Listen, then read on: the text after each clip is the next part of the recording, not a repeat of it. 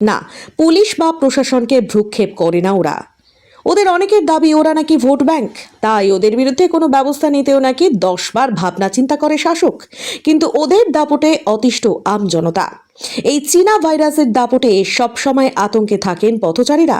Traffic আইন কানুনের কোনো বালাই নেই, যা খুশি তাই করছে ওরা, এমনটাই অভিযোগ।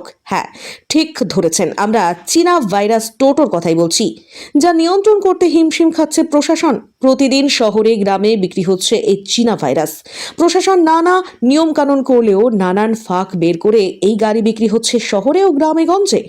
অনেকেই এই গাড়িকে চীনা ভাইরাস বলেন, কারণ এই গাড়ি পথে নামার পর থেকে গতি কমেছে অন্যান্য গাড়ির। তেল খরচ বেড়েছে, যানজট বেড়েছে।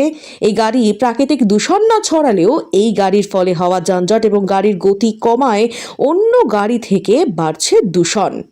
এই গাড়ি চলে ব্যাটারিতে, আর এই কারণে এই গাড়ির চালকেরা আলো জ্বালাতে চান না।